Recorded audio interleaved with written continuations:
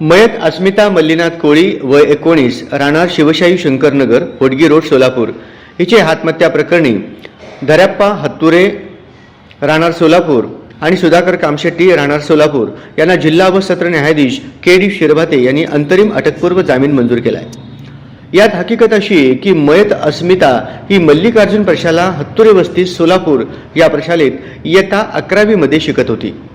तसेच त्याच प्रशालेतील शिकणाऱ्या मुलासोबत तिचे प्रेमसंबंध होते व त्या दोघांनी एकमेकांना विवाह करण्याचे वचन दिले होते। परंतु सदर शाळेचे संस्थापक धर्याप्पा हत्तुरे व सुधाकर कामशेट्टी हे मयत अस्मिता हीच शाळेतून काढून टाकतो व तुझी बदनामी करतो अशी धमकी देत होते। त्यामुळे अस्मिता हिने दिनांक 15 डिसेंबर 2023 रोजी राहत्या घरी गळफास घेऊन आत्महत्या केली।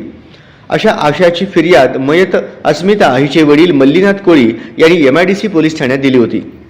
त्यावर आपणास अटक होऊ नये म्हणून धर्याप्पा व सुधाकर यांनी ॲडव्होकेट मिलिंद थोबडे यांच्या मार्फत जिल्हा व सत्र न्यायालय सोलापूर येथे अटकपूर्व जामीन मिळण्यासाठी अर्ज दाखल केला होता।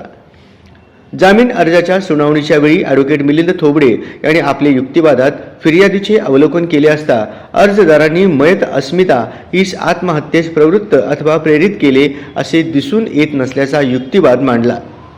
त्यावरून न्यायाधीशांनी 50,000 रुपयांच्या जात मुचलक्यावर पोलीस ठाण्यात हजेरी देण्याच्या अटीवर अंतरिम अटकपूर्व जामीन मंजूर केला।